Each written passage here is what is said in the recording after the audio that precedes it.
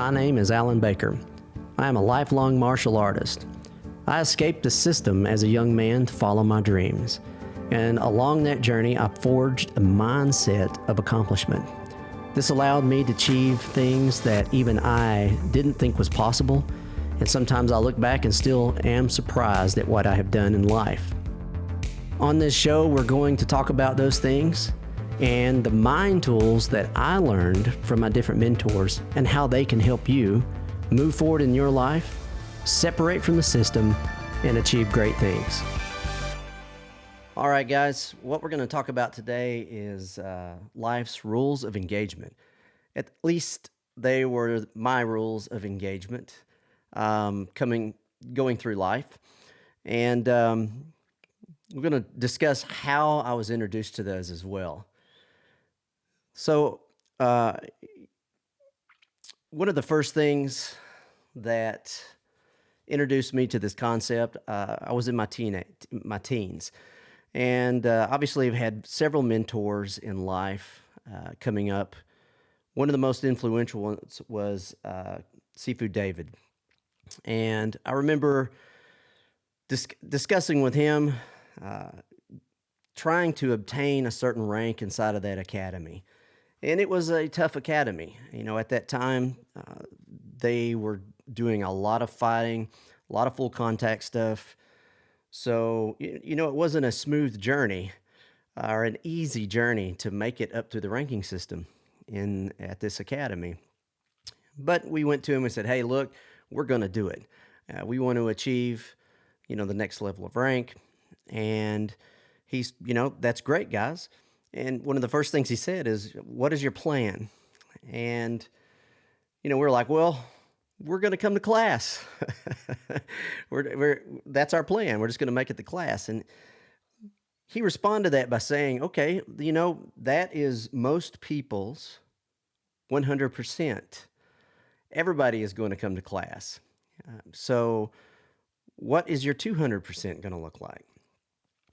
And, we were not familiar with that idea, but what he said is, how are you going to go above and beyond what the normal crowd is doing, what everyone is out there doing, and rise past the walking dead that are going to be in class with you? And we came up with some ideas and we presented them. We said, we'll do this. We'll do some additional training. We had a list. We're going to do these multiple things. And the next thing he said to us he asked us, show me your plan that you have, your laid out plan for delivering 200% consistently over time, moving forward. And he made us sit down and write out specifically and make a plan for the next year of how we were going to go after this goal of ours. And, not only deliver 100%, but specifically plan out how we're going to do more than anybody else and what that looked like.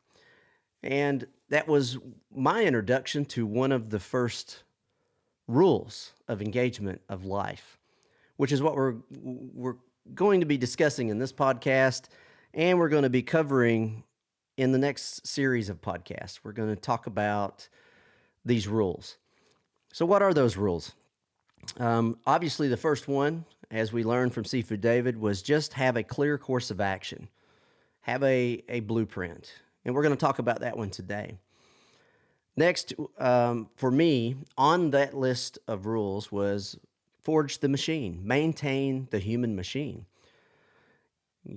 What can that consist of? Getting in the gym, watching your health, watching your diet. Next is just self-education. And I've discussed this in a previous cast in a little more depth, and we'll touch on it again as we move through this series of rules. The next one would be cultivate your inner circle. The people that are immediately around you and influence you in your life on a regular basis. Next one would be to find an academy or find your academy. I'm obviously a very large proponent of martial arts, and because of all of the benefits that come out of it. And so I'm a big believer in, to me, it was on that list is have access to, if not build one of your own, an academy, just to get access to that growth, that potential that comes from it. And then the next rule I, I I hear spoken in many different ways. The way like to say it is how you exist will speak to the world. I've also heard it said, how you do anything is how you do everything.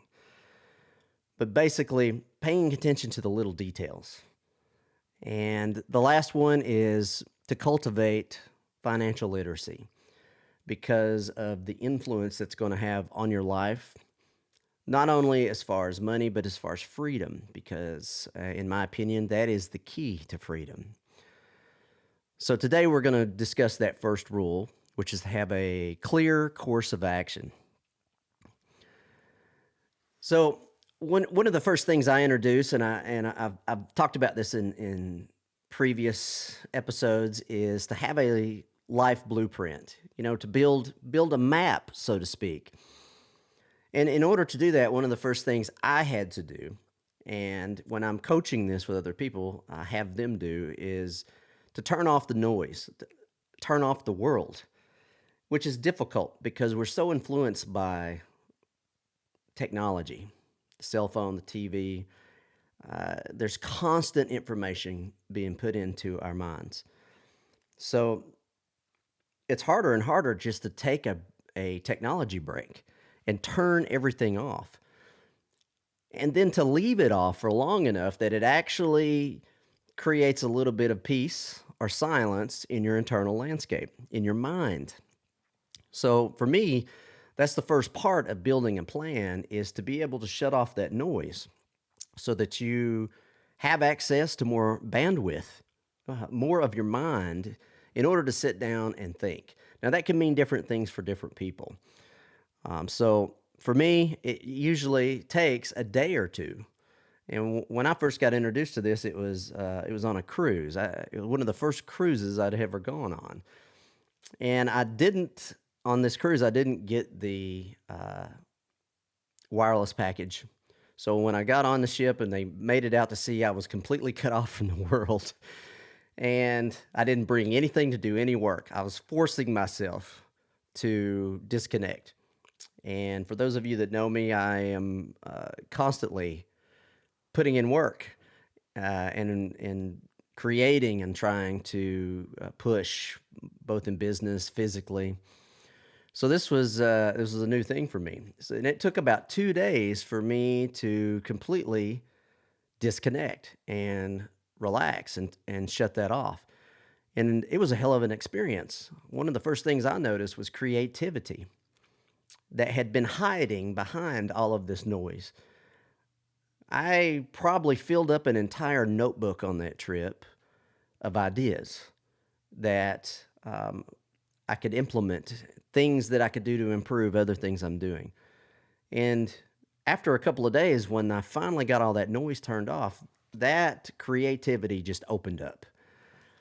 So that is basically what you're looking for. You're looking for the ability to shut off the noise, shut off the world long enough so that you can dig into that creative mind to build your plan. And then, just like what we said earlier when we were discussing David, my teacher, he said, guys, that's great that you have a plan, but everybody has a plan. Of course, not everyone, but most of the people that are driven will have some sort of plan. And, they're planning to put in a certain amount of effort. And he said, I want you guys to plan to double that amount of effort because that's what it takes to arrive to those larger goals and do it in a more correct way. So when you build your plan, take that into consideration. Ask yourself, what is your plan for that additional 100% above and beyond what it's going to take? And then, have it set aside, schedule time to make that happen. What does it look like? What type of investment is that going to be over the next 6 months, over the next year? And then once you have that in mind, that's when you start to build that blueprint. You start to build a map from where you are to where you want to be, regardless of whatever that goal is. Now, when we're discussing the story with David, we had a very simple goal. But when you start to build this blueprint, I would suggest building it on a larger scale. Sometimes will refer to this as building a life blueprint, the big blueprint for where you want to go. I have a good friend. He's also a mentor, and I meet with him probably once a month. He has a huge influence on me. He probably doesn't even realize he does, but one of the things that he mentioned in one of our last meetings was, and it was on the same topic of building a plan. He's, what is your plan over the next year? And I let him know. And he said, what is the plan for the next 5 years? And now I have that plan. So we discussed it. And then he said, oh, what is your plan for 10 years from now? Now, I don't have, or at that time, didn't have a specific plan for what life looked like in 10 years. He then went on to ask, what is the plan for 20 years from now? And obviously, it didn't have that either. So he shared his. And it was a moment for me, and this kid is younger than me, and he has a more defined and clear path of where he's going in life than I did. So I came away from it learning a lesson. And so passing it on to you guys, when you start to build that life plan, take into consideration the entire journey, what you want it to look like. Now, it's not set in stone. Obviously, it will change, and I almost guarantee it will change because a lot of times you will get to where you're going sooner than you expect, especially with great amount of effort. And as you're building that plan, you want to build into it what relationships look like during that time. What does your inner circle look like during that time? The people that surround you that have the most influence on you. What do your finances and freedom look like during that time? And I commonly combine those two because I think understanding finance and intelligent implementation of finance creates freedom for you. It actually is a very powerful tool. It's not the enemy. Next, would be, what does health look like? What does your fitness level look like over those periods? It's an important thing to consideration. To consider. A lot of times we don't. It's just something, we create a healthy habit by going to the gym every day, but have a plan of where you want to be. Somebody that I think of immediately is Guru Dan Anasano. He has a clear plan, and he'll discuss it like every 10 years. He'll talk about how it changes and the adjustments that has to be made depending on where you are on life's journey. And then, once you start to build this plan, you got to find true north. What do I mean by that? It could be an example of where you want to be. Maybe someone that has gone before you and they have cleared that path for you. They are where you want to be. So you can have a good visual reference of where you're going. Now, that may not exist. You may have a plan to do something that's never been done before. But still, you have to find, an example of that you can shoot for, or you have to create it. And a lot of times, just like finding your path on a map, sometimes you have to take into consideration the variation between true north and grid north. So what do I mean by that? And when you're doing orienteering, working with a map, the map's true north is sometimes going to be different than the magnetic north of the Earth. It varies. So you have to do calculations to figure out what is going to be true north on your map. So how does this relate? The example you choose for yourself may not always be what you expect. So sometimes you have to navigate through the bullshit, quite honestly, to find truth. And I think finding truth, especially in today's culture and society, is more and more difficult. So you have to navigate through that and determine what is that true destination that you're looking for. Whether it is a actual example, someone that's done it, or if you're building it yourself. You just want to take that into consideration. And the next thing would be to consider, you've built your map, you've set your bearing, and now you're starting to move forward. Is that you're going to run into things. We're using the example of map navigation. You may be moving along on a bearing on a course, and you run into a lake. Well, unless you swim straight across the lake, you're going to have to navigate around it. You're going to have to take time to take a look at the situation and calculate a different bearing and how you're going to navigate around this problem. Same thing's going to happen in life a lot. And that moves on to the point that failure is just going to be part of the process. And we discussed this in a previous episode too. And that's pretty obvious, but still you see a lot of people who will struggle with failure. But the thing is, we know that it's going to be part of the process. Any process. It doesn't matter what you're doing. You're going to stumble, you're going to fall. It's just the way it is. So if we know that's going to happen, we want to have a specific process to navigate failure. What is yours? How do you, one, recognize it, and then sit down and what is your plan to navigate it? You should have one. And if not, build one for yourself. Now you'll navigate, I'm sorry, you will use this plan, you will adjust it because you're going to get different things that are going to happen on your journey. You're going to run into different obstacles and you're going to have to navigate them. And then your plan of navigating them might not work as great every time. So you're going to have to come back and polish it. But eventually, you should have an organized process of dealing with failure because as human beings, we cannot get away from it. So you, one, accept it, know it's going to happen. So when it shows up, it shouldn't be a big surprise and it shouldn't be a huge emotional kick in the balls every time. After a certain amount of time and a certain amount of wisdom on the journey, you just recognize it and go, okay, here it is. And now I'm just going to go into my process of dealing with this, navigate around it, and then get back on course. So the better you are at that, the least amount of time you're going to waste, the quicker you're going to navigate through different problems, regardless of what they are, and you're going to get back on course.